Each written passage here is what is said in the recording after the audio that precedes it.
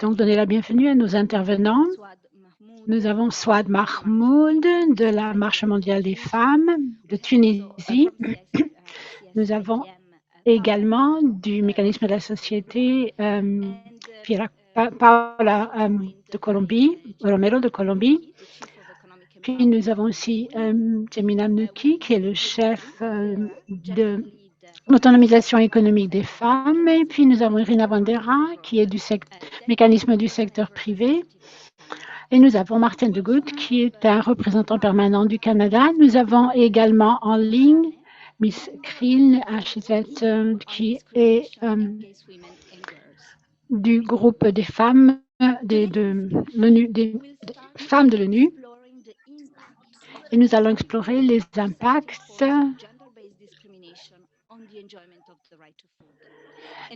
comment les violences faites aux femmes peuvent avoir une incidence sur le droit à l'alimentation. Nous avons travaillé sur ces directives sur l'autonomisation des femmes et l'égalité des genres qui ont été faites dans le contexte du CSA. Et c'est un compte qui tient en compte toutes les discriminations.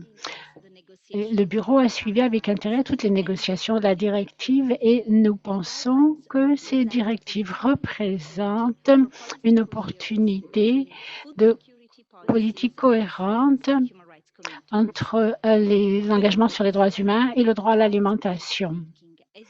Ce sont les droits humains qui guident toutes les directives et qui nous aident à voir toutes les discrimination. Il nous donne aussi des directives normatives pour son éradication, en particulier les mécanismes de suivi des droits de l'homme tels que les organes de traité, les procédures spéciales des Nations Unies en matière de droits de l'homme collectent des informations et des orientations très pertinentes afin de rédiger les directives pour donner aux femmes et aux filles de pouvoir contribuer à éliminer les écarts entre les sexes en matière de sécurité alimentaire. Donc, il doit y avoir une lutte contre les discriminations entre les sexes et toutes les autres identités sexuelles. L'Assemblée générale des Nations unies, dans sa résolution 67-168, a reconnu l'orientation sexuelle et l'identité de genre comme des motifs de discrimination interdits. Et aussi s'occupe de toutes qui identifient tous les assassinats comme des violations des droits des femmes et des filles. Donc, nous avons un expert indépendant pour la protection contre les violences et toutes les violences basées sur les violences sexuelles. Et dans ce rapport thématique, l'expert a observé que les lois discriminatoires et les normes socioculturelles continuent de marginaliser et d'exclure les personnes LGBTQ+, dans l'éducation, les soins de la santé, du logement, de l'emploi et créent ainsi des obstacles à la réalisation de leur droit à l'alimentation. On a déjà recommandé la mise en place de programmes et de politiques pour l'inclusion des populations LGBTIQ+, et cela va dans tous les domaines de la santé, de l'éducation, etc. Donc, pour commencer ces premières parties de la discussion, nous allons considérer comment les différentes dimensions de discrimination basée sur le genre a un impact sur le droit à l'alimentation. Et je vais donner la parole à Souad Mahmoud, qui va partager avec nous les expériences de ceux et celles qui sont victimes de discrimination sur ces bases et l'impact que cela a sur la jouissance de leur droit à l'alimentation. Merci Souad, vous avez la parole. Merci beaucoup pour l'opportunité que vous me donnez pour m'exprimer un tout petit peu, mais c'est pas grand-chose. Je peux dire que, enfin, si on est d'accord sur quelque chose, c'est que l'alimentation appartient à l'intangible droit de la vie, et ça, on est tout le monde d'accord sur ça, mais j'espère bien que ça soit comme ça. C'est la valeur suprême à l'échelle des droits de l'homme. Comme vous venez de le dire aussi, il s'agit donc d'un droit inaliénable, imprescriptible, garant de la possibilité d'exprimer les libertés physiques et individuelles. Ce droit est présent dans toutes les conventions internationales. Et tout le premier lieu, le pacte national, des Nations Unies de 1966, le premier texte stipulant monument le droit de l'alimentation, droit à la nourriture. Cependant, à l'hôpital, et on le sait très bien, lieu privilégié de soins. Toutes les enquêtes montrent que ce droit est encore partiellement pris en compte. On le répète et tout le monde le dit comme si c'est quelque chose de normal. Ça, c'est quelque chose lorsque la discrimination devient quelque chose qui passe sous-entendu sans qu'on réagisse.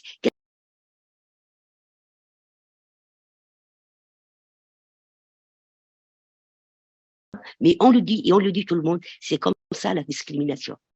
La nutrition internationale estime qu'une bonne nutrition et l'égalité de genre dans ces diverses se renforcent mutuellement, car l'amélioration de la nutrition renforce l'égalité entre les hommes et les femmes, et cette égalité améliore à son tour la nutrition. Mais comment la comprendre?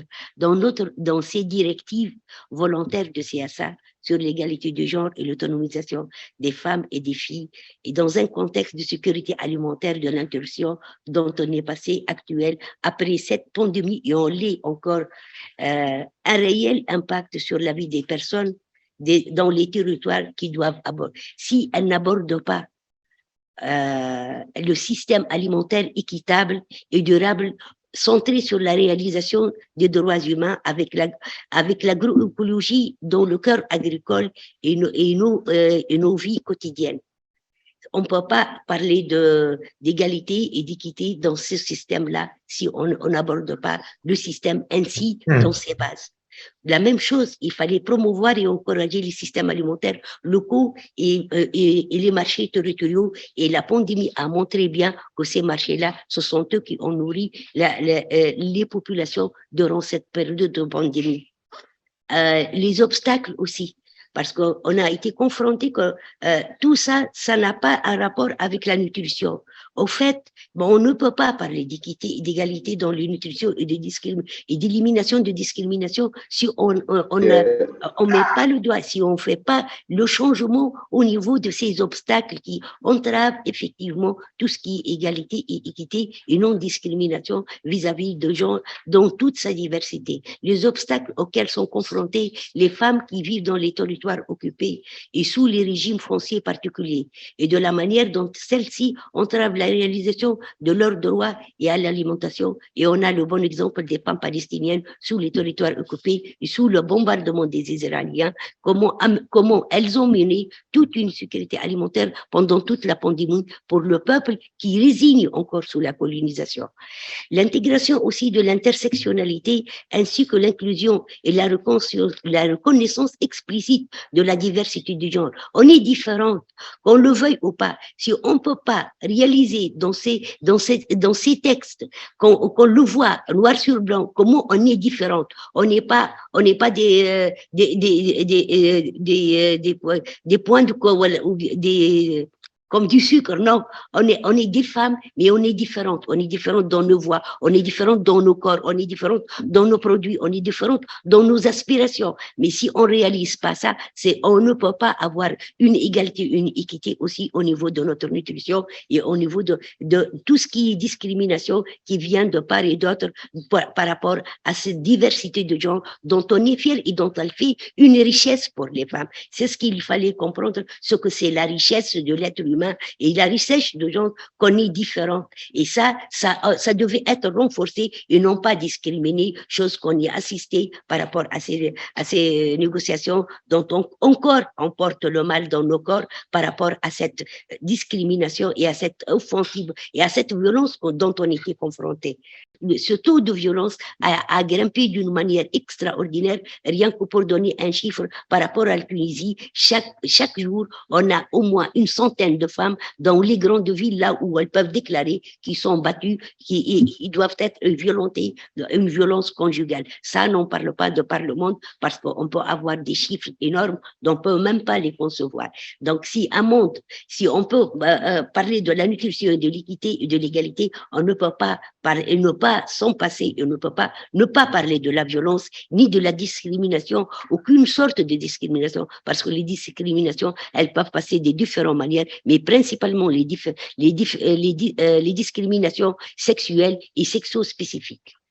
Garantir aussi, parce que si on veut avoir une nutrition et la continuité de ce genre pour produire et nourrir aussi, il fallait garantir la protection du droit à la terre et à l'accès à l'eau et aux ressources naturelles pour tout le genre dans cette diversité, c'est-à-dire on ne peut pas exclure des gens, des femmes ou des êtres humains tout simplement pour leurs orientations sexuelles diverses qui peuvent être parce qu'on est libre et de par les droits de l'homme, on est libre de choisir de gérer nos corps de la manière dont on le veut. Je crois qu'après cette expérience de Covid dont nous encore, on est là et on n'est pas encore sorti, je le dis. Il est urgent. Et ici, et maintenant, comme le dit Abdelrahman Fnous, le Syrien, de promouvoir les politiques publiques, des instruments et des cadres clairs dans la violence sexuelle et sexo-spécifique, ainsi contre la discrimination. Il est urgent aussi de s'attaquer à la violence structurelle créée par le système économique actuel, par la guerre, les conflits, les occupations, ainsi que par les crises climatiques actuelles. Il est urgent de garantir le droit à l'alimentation pour toutes ces communautés qui sont gravement touchées. Et c'est ainsi, je crois, que ces directives peuvent servir de socle et être une aspiration pour des générations et pour des régions dont elles aspirent à l'égalité et à l'équité par rapport à la nutrition, par rapport à la nourriture et par rapport à leurs droits. Et le bon exemple, les femmes tunisiennes qui sont en train de lutter pour avoir une égalité dans l'héritage, pour avoir un bout de terre pour qu'elles puissent nourrir leurs enfants et nourrir tout le peuple comme elles l'ont fait pendant la période de Covid. Et merci. Thank you very much, Souad, for showing us. Merci beaucoup, Souad, de nous montrer les différentes dimensions de l'égalité de genre et de l'impact sur le droit à l'alimentation. Vous nous avez rappelé que cette violence est une forme de discrimination. Maintenant, nous allons passer à la partie interactive de notre session. Je vais engager les autres intervenants dans une discussion et je vais passer à Jiminy Menuki des UN Femmes et voir avec elle ce qu'elle peut partager avec nous sur pourquoi et comment est-ce que les femmes souffrent plus lors de crises mondiales. Et les femmes, comme d'autres personnes qui ont été soumises à des discriminations, comment aujourd'hui ces personnes sont confrontées, comment est-ce qu'elles vivent ces crises mondiales? Merci.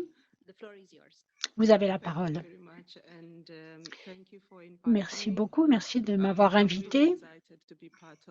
Je suis vraiment ravie de faire partie de cette session parce qu'en tant qu'ONU Femmes, nous avons soutenu le CSA lors de ces directives et c'est très important pour nous parce que nous voulons qu'il y ait des progrès dans la façon dont l'égalité des genres est abordée dans le contexte de la sécurité alimentaire. Donc, quant à votre question, comment est-ce que les femmes affectent de façon disproportionnée les femmes? Maintenant, nous sommes confrontés à une crise multiple. Il y a beaucoup de données. Mais ce que je voudrais vous rappeler, c'est que tous ces chiffres représentent les vies de personnes, des femmes, des enfants qui s'endorment affamés. Que ce soit une crise du coût de la vie, c'est une crise humaine. Et nous devons mettre les visages des personnes sur cette crise, puisque c'est très facile de venir à Rome et de parler de chiffres et de crise et d'oublier que nous parlons de vraies personnes. Pour des millions de femmes et de filles tout autour du monde qui jouent un rôle tellement important dans le système alimentaire, dans la production alimentaire, la culture de la terre et cultiver une terre dont ils ne sont pas propriétaires dans la plupart des cas, ou préparer de la nourriture pour leur famille. Elles font aussi partie du système de distribution. Nous voyons maintenant que la crise, en comptant la crise de la pandémie, l'impact que cela a eu sur elle. Donc, même en temps de paix, en temps de stabilité, nous savons qu'il y a déjà des écarts entre les gens, des inégalités entre les gens. Et lorsqu'il y a la guerre ou le changement climatique ou la pandémie, ces impacts deviennent de plus en plus grands. Il faudrait que les femmes déjà aient un accès égal à la terre et aux ressources de production. L'augmentation des denrées alimentaires veut dire que l'écart entre les genres augmente avec de très graves violations de leurs droits. Nous avons suivi les données de la FAO et l'écart entre les genres dans l'insécurité alimentaire augmente. Il était de 7% en 2019. Maintenant, il est de 4%. On a l'impression que c'est un petit pourcentage, mais ce que cela veut dire maintenant, c'est que nous avons 150 millions de femmes qui sont plus affamées que des hommes. Lorsque la crise en Ukraine a commencé, avec des ONG, qui sont allés en Ukraine, nous avons eu une évaluation rapide de ce qui s'est passé. Et déjà, quelques mois après la crise, nous avons vu des femmes qui mangeaient moins. Surtout les femmes autochtones, les femmes descendantes d'Africains, des femmes qui habitent dans des zones rurales et isolées. Ce que je voudrais dire aussi, c'est que nous voyons ces écarts qui sont de plus en plus grands pour les femmes qui ont historiquement souffert de discrimination et de marginalisation, que cela soit dû à une discrimination sociale ou sexuelle ou de genre. Et elles souffrent de risques de pauvreté beaucoup plus importants.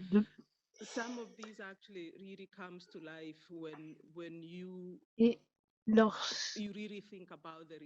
lorsqu'on pense vraiment aux réalités, moi je viens du Kenya et l'une des choses que nous discutions lors de Covid, c'est combien de personnes de divers genres ont souffert, ils ont perdu leur emploi dans des zones urbaines, mais à cause des perceptions culturelles très fortes, quand on a une identité différente, ils ne peuvent pas retourner dans leur village, dans leur zone rurale, parce que le risque de violence, de mort est très élevé. Donc, si nous ne remédions pas à certains de ces problèmes, on a l'impression que c'est assez éloigné de la réalité des gens, mais en fait, c'est la réalité de tellement de personnes. Nous avons récemment lancé un document avec certaines données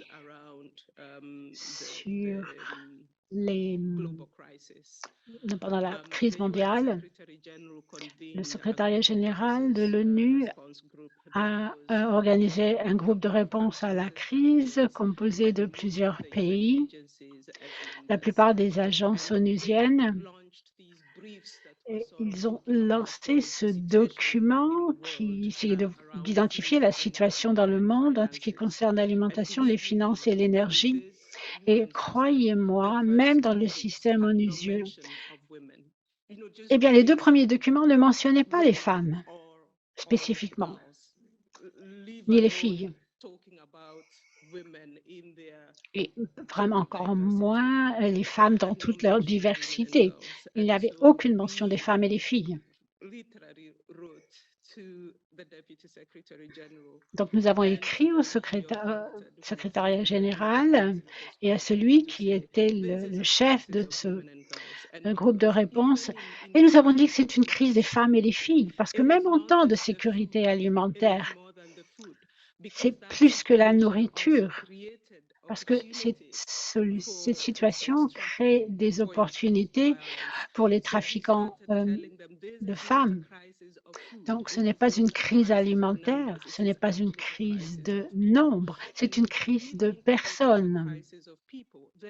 Si vous pensez que c'est une crise de personnes, dans ce cas-là, nous pouvons arriver à penser à ces personnes dans toute leur diversité.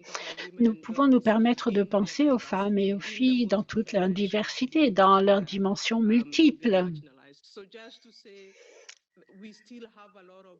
Nous avons encore beaucoup de travail à faire. Dans la plénière plus tard, nous avons encore beaucoup à faire, mais je pense que nous allons y arriver. Merci. Merci beaucoup. Merci beaucoup, Jemima, de nous rappeler de la dimension humaine de ces crises et comment les femmes et les filles constituent la majorité des personnes qui souffrent de la crise alimentaire. Et l'écart de genre incroyable qui existe encore. Maintenant, je vais passer à Irina, qui vient du mécanisme du secteur privé. Ce serait bien, Irina, si vous pourriez nous partager avec nous votre perspective sur cette question et comment pensez-vous que le secteur privé peut contribuer à arriver à l'égalité de genre dans toutes ses dimensions. Merci quand Jemima est ici parce qu'elle a généré beaucoup d'idées. Et nous pouvons avoir maintenant des interventions qui vont nous aider à aller de l'avant. Je vais commencer avec la question sur les données que nous avons, les preuves que nous avons. Sans preuve, comme on nous a dit en plénière, nous devons agir. Le manque de données ne devrait pas être une excuse pour ne pas agir. Les violences sexuelles ou basées sur le genre dans le système alimentaire, toutes ces questions qui ont ressorti lors des négociations sont de vrais problèmes. Même en 2019, le secrétaire général de l'ONU a reconnu que la violence contre les femmes et les filles est une pandémie mondiale, donc avant COVID. Nous n'avons pas besoin donc de preuves, nous devons agir. Une vie seule est importante.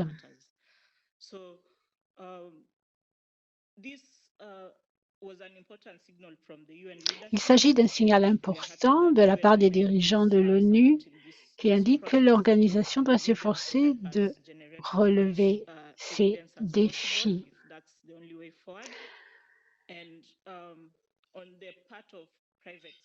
En ce qui concerne le secteur privé, c'est vers l'OIT que nous nous dirigeons. Ils ont établi la prévalence et l'omniprésence de la violence et du harcèlement sexuel dans les milieux de travail agricoles.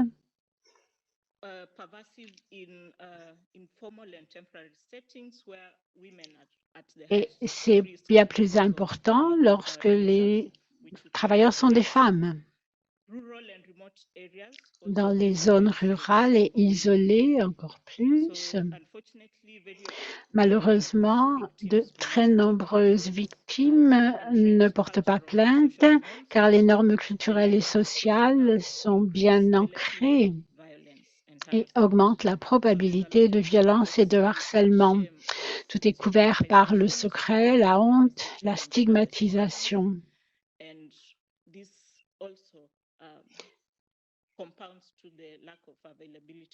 Et cela contribue au manque de données. Nous devons donc apprécier l'impact de ces normes culturelles et sociales sur la disponibilité des données permettant de concevoir des interventions. Donc, en tant que secteur privé, nous faisons des progrès et prenons des engagements pour créer des espaces sûrs. À la suite du sommet sur les systèmes alimentaires, nombre de nos membres ont rejoint la coalition d'action pour le travail, les revenus et un salaire décent. C'est une coalition qui travaille à renforcer les droits du travail et les droits de l'homme et à améliorer la gouvernance du travail dans les systèmes alimentaires, spécialement pour les plus vulnérables, et à renforcer l'organisation du lieu de travail et un dialogue social efficace. Nous regardons aussi le code de conduite de l'OIT sur le harcèlement sexuel sur le lieu de travail. C'est un autre instrument d'orientation pour le secteur privé et nous insistons auprès de nos membres pour qu'ils adhèrent strictement à ce code qui jette les bases juridiques d'un environnement de travail sûr et sain, y compris dans le secteur agricole. Donc, comme nous travaillons dans ces directives pour aller de l'avant, nous devons considérer ces références que nous avons soulignées lors des négociations. Elles seront utiles pour FOAD, par exemple. Le système onusien ne devrait pas travailler seul. Ce qui se passe dans la Commission des droits humains, par exemple, devrait être renforcé par ce processus. Nous ne pouvons pas travailler seuls et abandonner les autres structures. Nous apprécions le désir des États membres de se rasseoir à la table, mais nous devons vraiment discuter de cette question. Nous ne pouvons pas imaginer que ça n'existe pas, parce que c'est important. Merci. Merci beaucoup.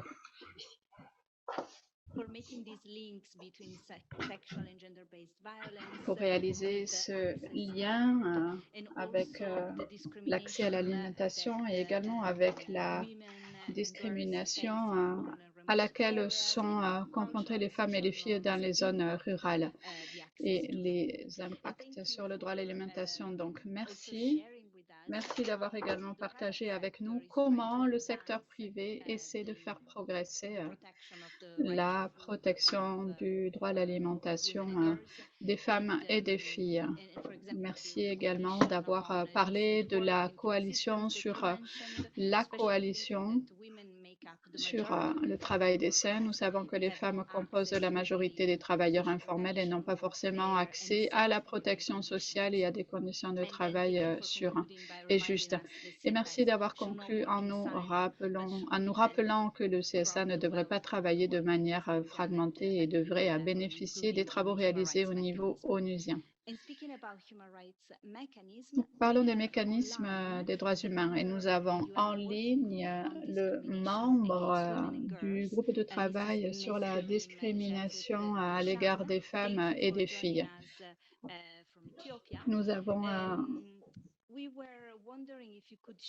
le représentant en direct de l'Éthiopie. Comment pourrions-nous utiliser le travail réalisé au niveau des procédures spéciales de l'ONU pour contribuer à un consensus sur les directives? sur les directives qui sont à l'heure actuelle discutées et comment travailler sur cette question du consensus. Madame King, vous avez la parole. Oh, très bien. On m'annonce qu'elle n'est pas dans l'appel, donc je pense qu'elle va nous rejoindre plus tard. Je vous propose d'entendre maintenant Monsieur Martin de Groot, le vice-représentant permanent du Canada à Rome. Bienvenue.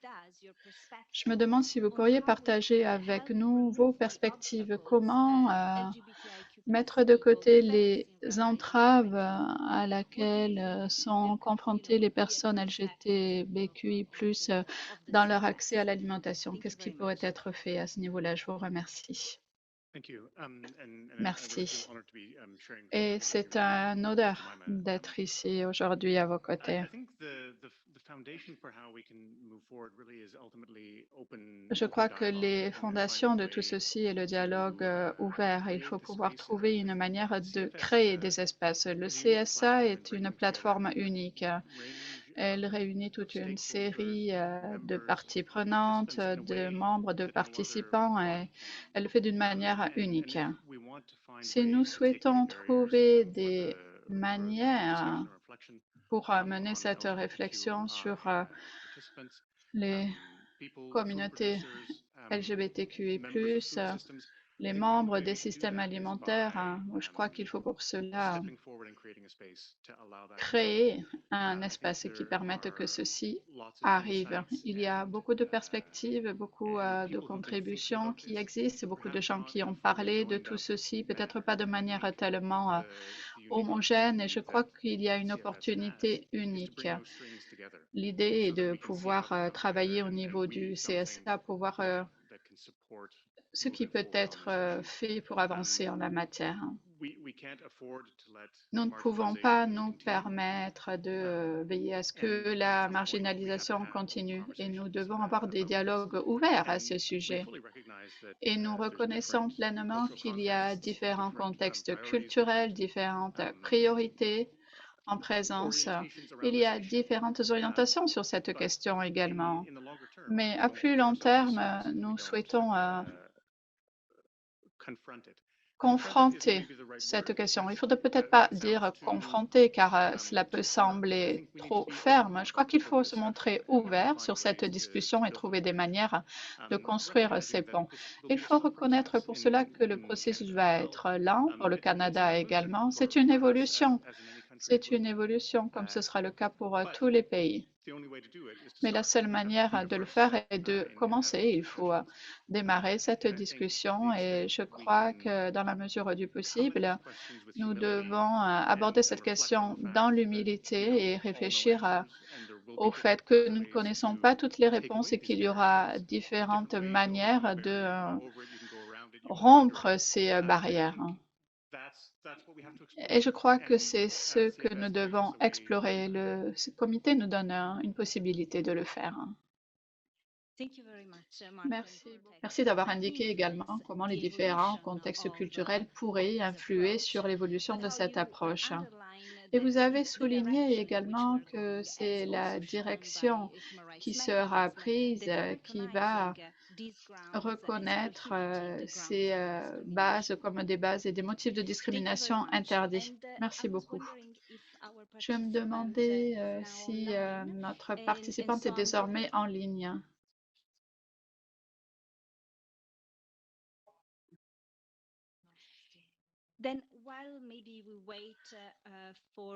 Alors que nous attendons que la membre du groupe de travail nous rejoigne à nouveau en ligne, je vous propose de commencer une discussion avec notre public ici dans la salle et sur Zoom. Nous avons environ 10 minutes pour la discussion. N'hésitez pas à poser vos questions, à formuler vos commentaires. N'hésitez pas à parler également de la marche à suivre si vous souhaitez également partager les preuves que vous avez peut-être collectées sur ces différents types de discrimination. N'hésitez pas à prendre la parole. Vous pouvez également aborder la question des relations interliées avec le droit à l'alimentation.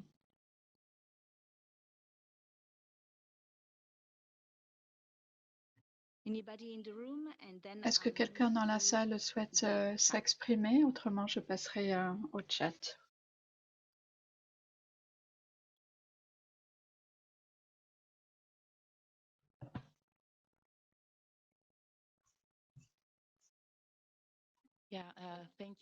Merci. Merci beaucoup à toutes et tous pour cet excellent panel. J'aurais peut-être une question en lien avec les débats en plénière qui se sont tenus ce matin. Je crois que ONU Femmes a réalisé une bonne intervention et on a dit qu'au-delà des chiffres, il y a des vies et c'est ce que nous avons souhaité également montrer au niveau du comité. On a mis en valeur les vies, les personnes réelles qui vivent ces discriminations sur le terrain. C'est la raison pour laquelle, pour nous, il est également important que ceci soit reflété et abordé dans le cadre des directives volontaires sur l'égalité des genres, car on dit souvent que ce qui n'est pas mentionné est invisible ou non abordé. Cependant, aujourd'hui, nous avons entendu en plénière ce matin que nous devons comprendre certaines positions, mais c'est parfois pour nous des positions très difficiles à entendre car ce n'est pas seulement une question de compréhension pour nous sur les territoires. Les femmes, les personnes non cis et non hétéronormatives souffrent. C'est la raison pour laquelle j'aimerais demander à ONU Femmes comment faire le lien entre ce qui se passe au niveau des territoires et les demandes de compréhension que l'on entend ici en plénière qui sont assez loin de la réalité en fait. Merci. Merci Magdalena. Je ne sais pas qui souhaite prendre la parole d'abord. Je prends la parole, pas que j'ai une réponse spécifique à apporter, mais c'est une question importante que vous avez posée. L'une des choses que nous constatons à l'heure actuelle est cette augmentation des mouvements féministes au niveau mondial. Et en tant que ONU Femmes, nous travaillons avec des États membres, nous sommes présents à ces négociations et tous les jours au quotidien, nous poussons en faveur de libérer progressistes sur ces questions. Et je sais qu'il y a beaucoup de débats en lien avec le retour au langage convenu. Et nous voulons utiliser ce langage convenu comme la base, comme un tremplin, d'où commencer. Nous avons un langage convenu sur lequel nous ne sommes ni d'accord. Mais les questions ont changé, les cultures ont changé depuis. Donc, nous voulons utiliser le langage convenu comme un point de départ et ensuite, nous souhaitons continuer à réaliser des avancées. Donc, il y a quelque chose que nous faisons à ce niveau-là et c'est la raison pour laquelle l'ONU Femmes a soutenu le comité dans la mesure du possible sur cette question du langage convenu et nous avons vu comment avancer sur la base de ce dernier. Le deuxième domaine va consister en l'appui au mouvement féministe. Ces voix du terrain importent. Souvent, elles ne sont pas forcément bien soutenues pour être entendues autour de la table. Et dans le cadre de notre forum sur la génération de l'égalité, nous avons eu un travail sur le soutien au mouvement féministe. Cela s'est tenu il y a une paire de semaines. À New York, nous avons lancé une alliance de mouvements féministes car nous voulons veiller à ce que ces mouvements soient reliés les uns aux autres. Lorsque l'on parle de justice sociale en Colombie et au Niger, ces mouvements féministes qui poussent l'agenda doivent être reliés pour partager leur expérience. Leur voix doit devenir une voix mondiale bien plus vaste au-delà des spécificités nationales. Voilà. Quels sont les deux domaines au niveau desquels nous soutenons directement ces rapprochements, notamment concernant les actions quotidiennes des mouvements féministes en lien avec les négociations mondiales qui ont lieu avec les États membres. Merci, Jemina. Martin? Je vais peut-être compléter ce qui vient d'être dit. En revenant de ce processus de négociation, et je crois qu'il y a un élément clé qui consiste à retirer certains de ces débats en dehors de la salle de négociation. Et je reprends ce qu'a dit Magdalena, elle a parlé d'invisibilité. Il faut peut-être trouver d'autres espaces pour rendre les choses visibles et avoir des débats à l'extérieur de la salle de négociation. C'est un espace fort chargé et il faudrait peut-être réévaluer comment avancer à l'avenir et voir comment progresser. Au moment de définir les prochaines étapes, il faudrait peut-être respirer profondément, prendre du temps et débattre de certaines de ces questions qui ont peut-être été invisibles. Il faut également discuter de ces questions et les rendre visibles.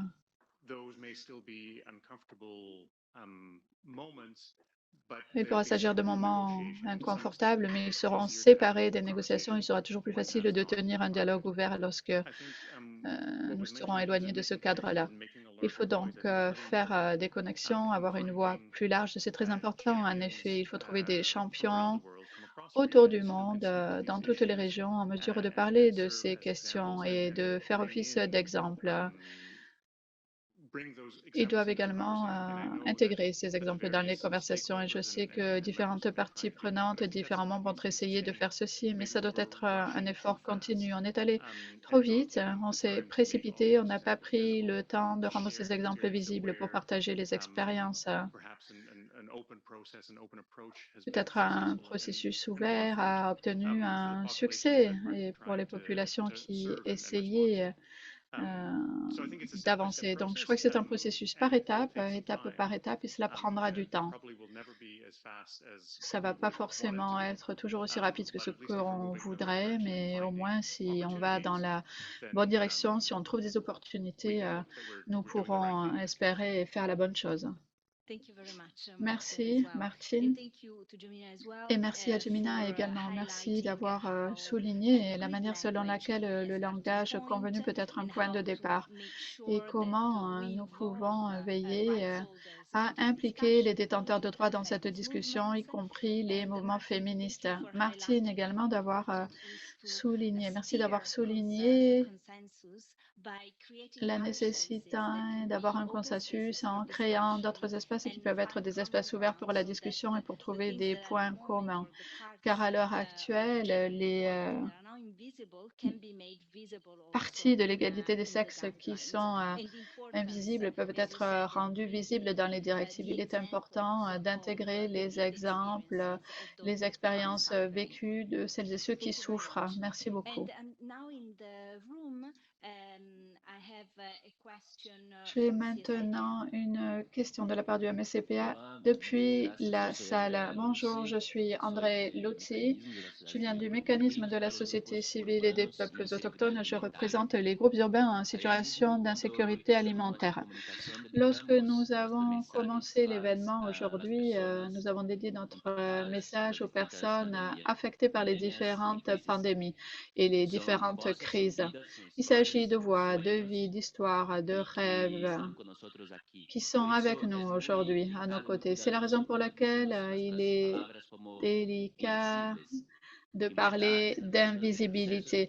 Bien sûr, on parle de processus qui rendent invisibles ces personnes, car ce sommes nous qui sommes sur le terrain. Ce sommes nous qui n'existons pas pour les capitales, pour de nombreux gouvernements. Nous n'existons pas pour de nombreux processus. Mais lorsque nous sommes sur nos fermes, lorsque nous sommes dans la rue, car nombre d'entre nous vivons dans la rue, lorsque nous sommes dans les prisons, on n'existe pas non plus. Mais nous sommes là, bien présents.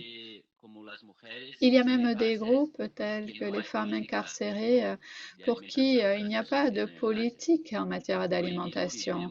Aujourd'hui, nous vivons un jugement de faim pour les personnes incarcérées. Les femmes ne peuvent pas rester avec leurs enfants dans les prisons, elles ne peuvent pas les allaiter. Et les prisons éloignent les bébés de leur mère dès l'âge de 6 mois.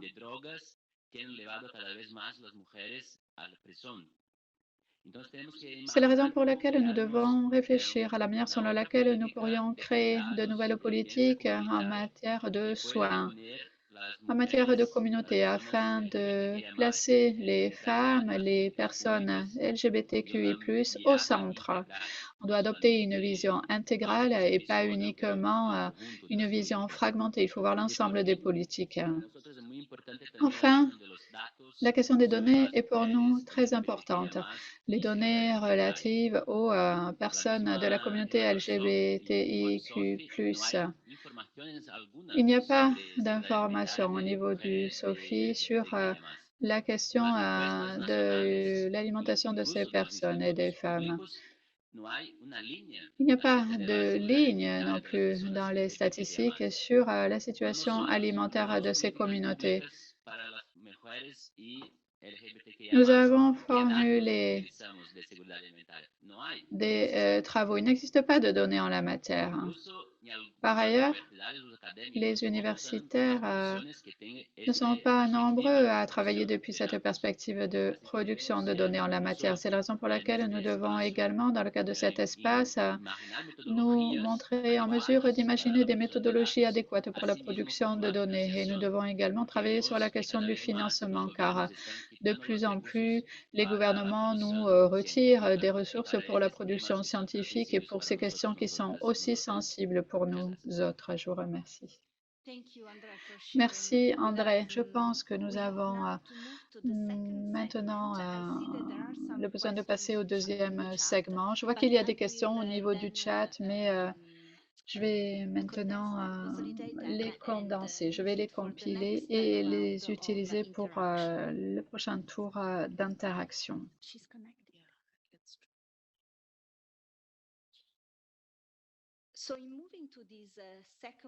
Passons maintenant, si vous le voulez bien, à la deuxième partie de la discussion. Nous allons voir comment les directives reflètent les principes et les normes des droits humains et nous allons examiner comment nos rôles respectifs veillent à une finalisation d'un processus inclusif et consultatif.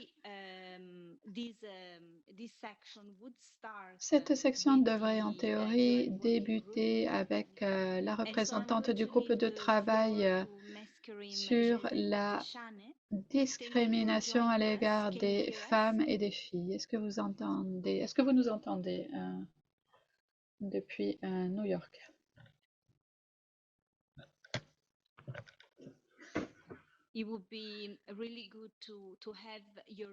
Il serait bon de pouvoir vous entendre sur la manière selon laquelle les savoirs développés par les procédures spéciales peuvent être utilisés dans le cadre de ce processus. Nous vous invitons également à partager avec nous des réflexions sur ces deux questions, donc les droits humains et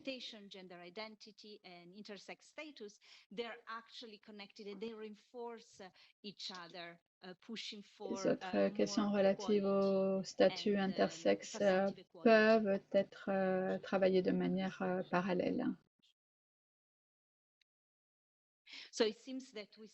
Il semble que nous continuons à avoir des problèmes techniques avec la personne basée à New York. Et nous allons voir s'il est possible de la récupérer pour la prochaine session. Je vous invite maintenant à examiner les directives. Irina, pourriez-vous nous indiquer comment veiller à ce que lors du prochain processus de négociation, il sera possible de garder les bons éléments du document? Comment veiller à ne pas les perdre? Je vous remercie, Irina. Merci, Stéphania. Et je vais commencer peut-être par dire que la base essentielle de toutes nos discussions doit être les droits humains. Il ne faut pas oublier ceci. il ne doit pas y avoir tellement de conditions préalables sur le droit à l'alimentation. Les formes intercroisées de discrimination constituent des problèmes importants, comme je l'ai dit précédemment. Je crois qu'il est difficile pour de nombreuses personnes d'accepter ceci et cela va nécessiter du courage pour être confronté aux normes culturelles qui constituent un obstacle.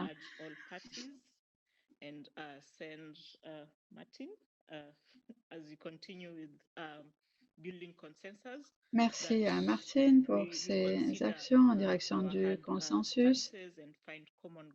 Il faut pouvoir également trouver des terrains communs. Des millions de femmes regardent en direction du comité pour leur fournir un résultat qui fasse la différence dans leur vie.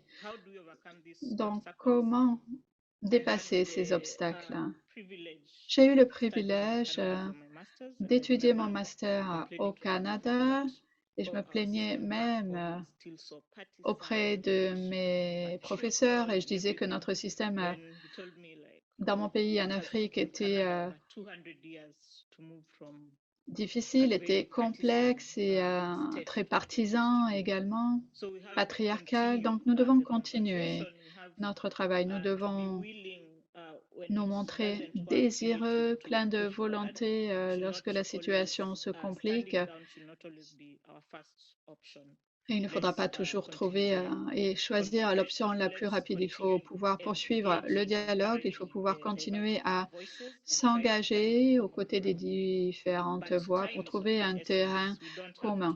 Mais le temps est là, le temps file et il y a beaucoup de choses qui se passent, beaucoup de concepts nouveaux. Donc, on a le 3C, les 3C, le climat, le Covid et les conflits qui entrent en jeu. Il y a beaucoup de choses qui interviennent. Il va falloir pousser fortement et rapidement car nous perdons beaucoup à l'heure actuelle. On a une nouvelle année qui nous a été donnée et cette année devrait veiller à ce que les victoires réalisées ne soient pas perdues. Et il faudra par ailleurs nous réengager à adopter un résultat final lors de la 51e session du CSA. Nous avons besoin d'un résultat et non pas d'un document. En tant que secteur privé, nous sommes prêts à avancer, à faire avancer le document. Il faut travailler sur le texte convenu, ça ne devrait pas être réouvert. Et comme je l'ai dit précédemment, travaillons en main dans la main avec le reste du système onusien. Nous devons organiser selon des sections qui permettent d'aborder les questions de manière plus facile. Et je souhaite aussi indiquer que le processus des directives volontaires sur le régime foncier s'était révélé assez compliqué, mais ensuite nous avons obtenu un résultat en fin de compte. Donc, exerçant notre pression en faveur de ce processus, en tant que secteur privé, nous sommes engagés vis-à-vis de ce processus. Au cours de ces négociations, nous avons montré diverses initiatives d'entreprises qui surmontent certains des obstacles les plus difficiles à la réalisation de l'égalité des sexes. Nous avons vu des entreprises travailler avec des chefs traditionnels et religieux pour surmonter les normes sociales et culturelles, y compris au niveau des entreprises elles-mêmes. Nous savons que des entreprises transforment leur politique interne pour surmonter les obstacles à l'égalité des sexes. Les entreprises se fixent des cibles pour elles-mêmes et sont là pour répondre réellement à l'appel qui est lancé en faveur de l'égalité des sexes. Et vous allez voir bien d'autres choses intervenir. Donc, poursuivons le dialogue, mais sachant que le temps est une question cruciale. Merci beaucoup, Irina. Merci d'avoir souligné comment défendre nos positions sur ces victoires qui ont été accomplies jusqu'à présent. Et merci d'avoir souligné également l'importance du dialogue. Nous allons maintenant passer à Paula Romera de la Colombie, si elle peut partager avec nous une réflexion sur les conditions dans lesquelles nous pouvons continuer la discussion et quelles propositions nous pouvons avoir pour le futur dans ce processus de négociation des directives. Merci, Paula. Merci à tous ceux qui nous accompagnent, les collègues qui sont sur le panel. La question que vous faites est très importante, Stéphanie. Que devons-nous faire pour que les directives continuent à se négocier?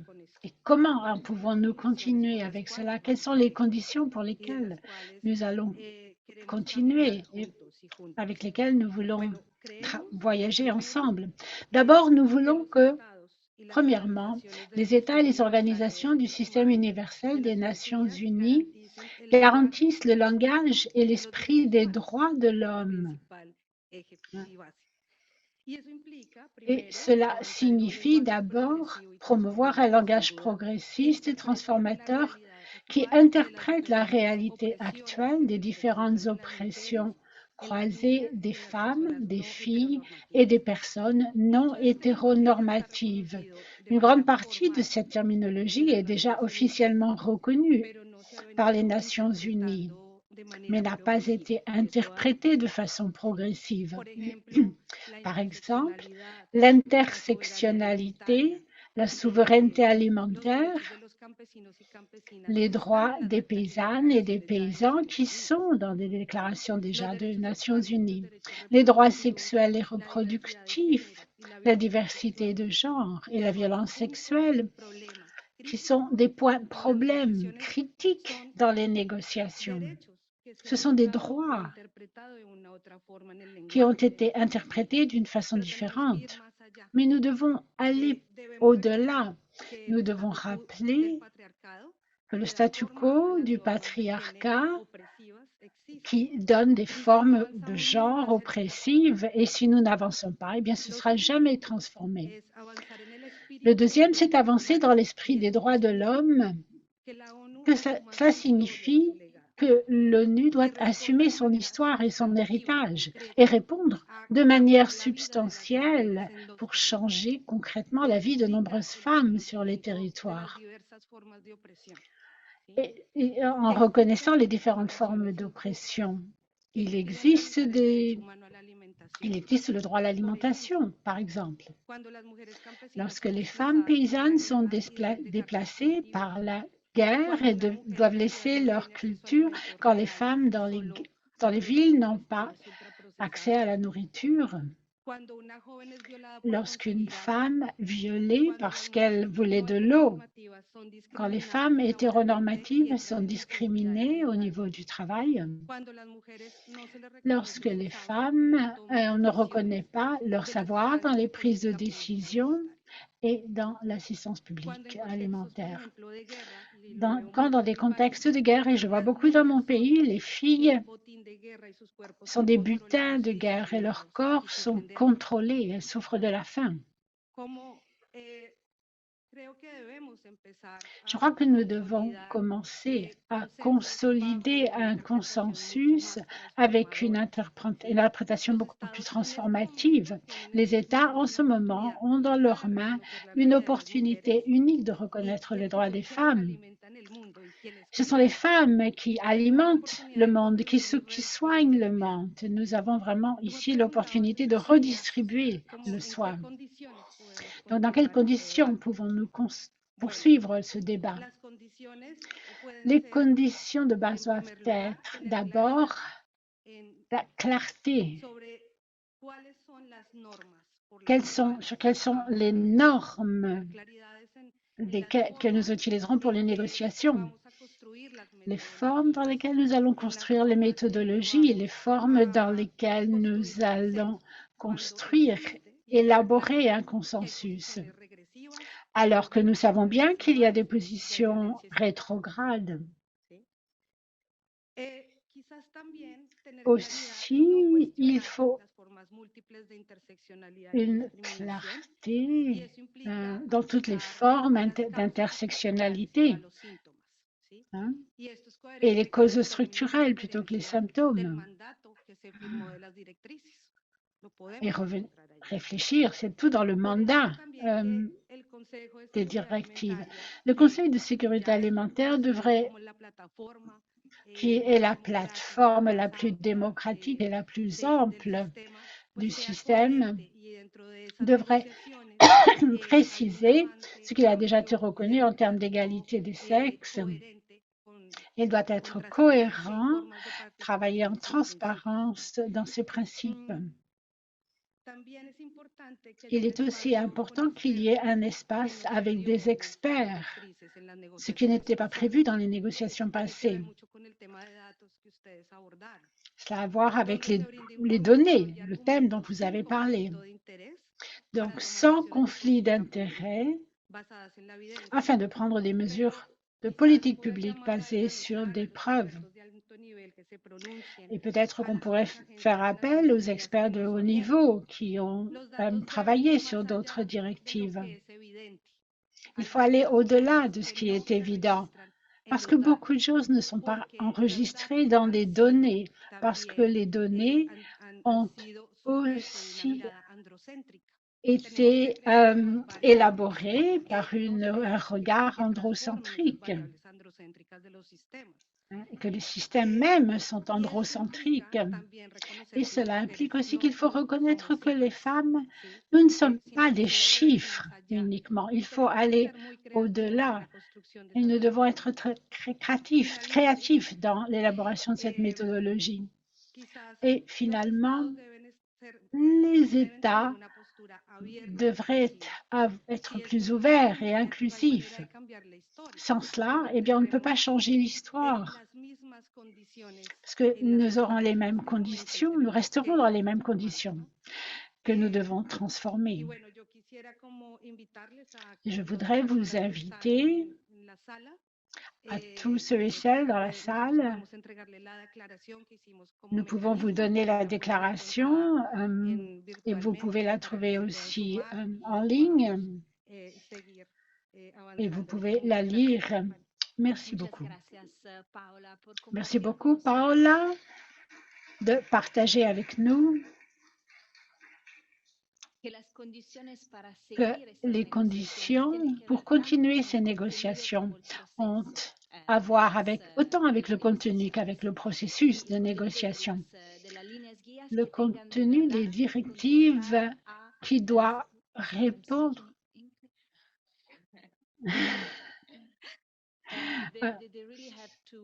elles doivent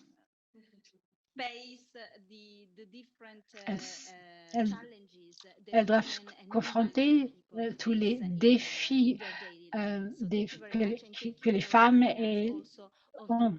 Donc, merci de nous rappeler l'importance de comment les autres agences onusiennes pourraient aider dans cette discussion. Nous allons maintenant revenir à Jamima et je me demandais, Jamima, si vous aviez des conseils à nous donner sur comment mieux diffuser toute la richesse de données, de preuves que l'ONU Femmes a collectées afin d'informer les négociations et les directives. Merci beaucoup pour cette question. Je pense que cela a été notre rôle principal lors des négociations. Comment faire connaître et aider la Convention sur les droits humains, la terminologie que nous avons de la plateforme de Beijing qui a beaucoup transformé cette question et a mis l'agenda de l'égalité des sexes sur la table. Et d'autres points, après l'OIT, par exemple, sur un travail décent et beaucoup d'autres que je ne peux pas mentionner maintenant. Et nous voulons aussi apporter dans le débat ces dernières 7 années où nous avons vu beaucoup de retours du boomerang en ce qui concerne l'égalité des genres et les droits des femmes.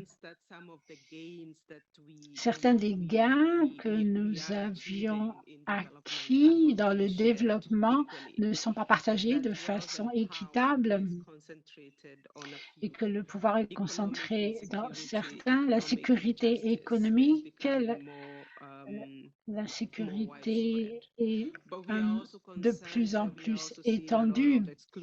Nous voyons aussi beaucoup de politiques d'exclusion ancrées dans beaucoup de misogynie, de patriarcat. Et ça, nous le voyons bien en tant que ONU Femmes. Donc, nous sommes en solidarité avec les femmes d'Afghanistan, par exemple, l'Iran. Mais en dépit de cela, ce que nous voyons dans le reste du globe, c'est encourageant, surtout de la part de jeunes féministes, et nous soutenons ces mouvements. Donc, au milieu de toutes ces circonstances difficiles, eh bien, c'est ce que nous voyons reflété dans ces négociations, toutes ces difficultés. Mais au milieu de tout cela, nous devons continuer en tant qu'agence onusienne l'expertise technique, des preuves, y compris celle qui n'est pas documentée. Nous devons continuer à donner cela.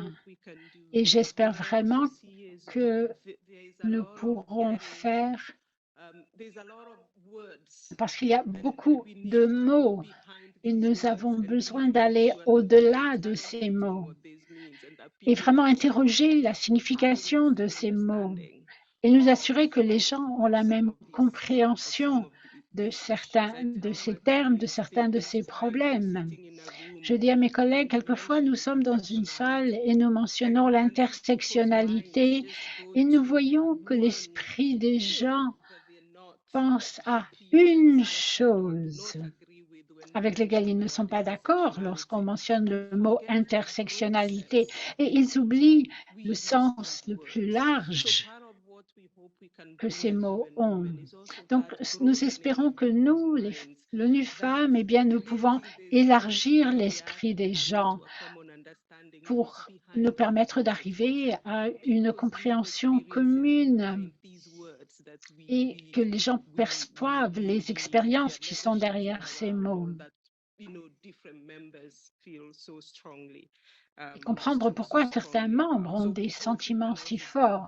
Donc, nous espérons que nous allons pouvoir apporter cela à la table de discussion.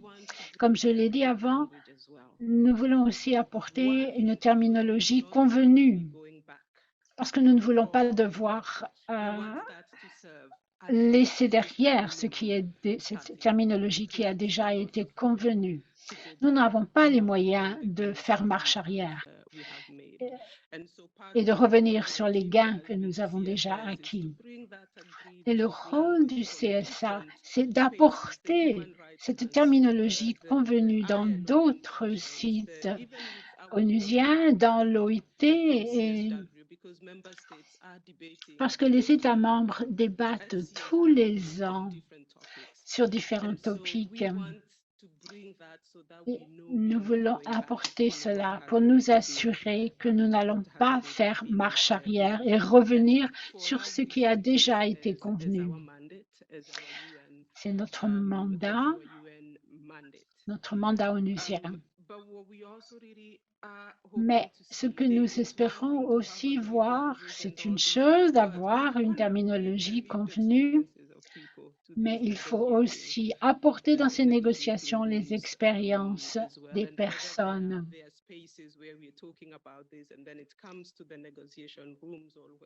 que ce soit dans des espaces de négociation ou des espaces qui vont rapporter aux négociations,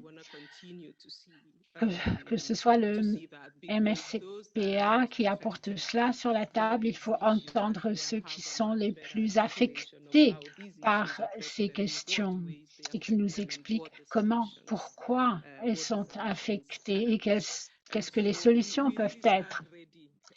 Donc, nous devrons être prêts, en tant qu'ONU Femmes, de nous engager, de continuer à soutenir le processus, y compris cette compréhension de ce qu'il y a vraiment derrière ces concepts et travailler continuellement au niveau du pays pour sensibiliser, même en dehors des salles de négociation, surtout dans des pays où nous avons des programmes importants qui se concentrent sur les femmes.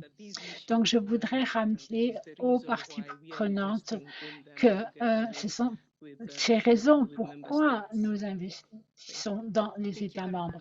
Merci beaucoup, Jiminy, pour partager ces différentes stratégies avec nous, stratégies de comment disséminer, diffuser cette terminologie et la dimension humaine qui se trouve derrière les données. Une dernière question pour Martine. Comment est-ce que le CSA peut continuer à travailler vers l'égalité des genres au-delà des directives et comment continuer un débat significatif alors qu'il y a tant de problèmes? Merci. Eh bien, je crois que ce qui a déjà été dit répond en partie à cette question. Nous devons nous rappeler que le CSA est beaucoup de choses et l'un des groupes de travail n'est pas le tout. Nous nous concentrons sur l'un des produits, l'un des processus, mais le CSA apporte beaucoup plus en termes de discussion, de plénière, en termes de suivi. Et nous devons garder un esprit assez ouvert sur le fait que nous avons des secteurs très divers et nous pouvons utiliser cela. Et je pense que c'est assez juste de penser que ces considérations d'égalité, d'inclusion dans la sécurité alimentaire et les systèmes alimentaires, eh bien, cela touche tous les axes de travail, tous les processus qui sont en cours. En tant que membres et parties prenantes, nous devons nous approprier cela et trouver des opportunités pour continuer la discussion. Et cela dans le CSA et en dehors. Les étincelles qui ont ressorti du processus nous ont donné à réfléchir et nous pouvons apporter cela dans nos secteurs, dans nos pays, dans nos membres et en discuter. Je crois que ce que Jemina a dit de reconnaître que le groupe pouvait être aveugle en genre, eh bien, ça peut être important de partager ces idées. Et je crois que c'est notre rôle à tous et toutes de travailler avec les ressources qui sont à notre disposition, tangibles ou intangibles, afin de continuer le processus. C'est en partie à l'intérieur du CSA et en partie en dehors. Donc, nous pouvons prendre responsabilité nous-mêmes en tant que participants du CSA. Eh bien, nous pouvons appliquer certaines de ces leçons dans le travail que nous faisons. Nous pouvons appliquer une analyse basée sur le genre. Nous pouvons essayer d'établir des innovations et à ramener cette intervention pour la partager avec d'autres. Et essayer de nous approprier cela et occuper cet espace. Cela prend des ressources, mais aussi un processus intentionnel. Nous devons capturer cela, nous devons partager cela. Et ce n'est pas uniquement un groupe de travail qui s'y consacre. Et utiliser cela avec toutes les données, les preuves que nous pouvons avoir. Et pour revenir à ce que André a dit sur le besoin de données, il est possible que nous n'ayons pas un set de données bien complet, mais nous avons des exemples que nous pouvons utiliser. Par exemple, le SOFI rapport de 2011 qui a une partie, un point que nous continuons de citer. Et il en faut d'autres parce que les choses changent et vont continuer à changer. Et dans l'attente de ce que le CSA va faire, eh bien, nous voulons que ce groupe de travail continue à travailler. Je crois qu'il y avait des intentions différentes ce matin, assez optimistes, mais en même temps, il y a un groupe de travail sur les données. Et ça, c'est une opportunité de discuter cela. Il va y avoir un axe de travail sur l'égalité. Autre opportunité de discuter cela. Donc, nous devons considérer l'ensemble du CSA et voir toutes ces considérations à travers tout ce qui se passe dans le CSA. Et nous allons continuer à partager les expériences que nous avons eues au niveau domestique, au niveau à l'étranger, et voir si cela crée une étincelle pour que d'autres viennent travailler avec nous. Et je pense que ce qui est encourageant, c'est que nous sommes tous ici cet après-midi. Nous sommes tous ici prêts à discuter et à conserver la conversation. Et je crois que c'est très encourageant pour le groupe de travail et pour d'autres forums aussi, d'autres espaces et pour vous tous.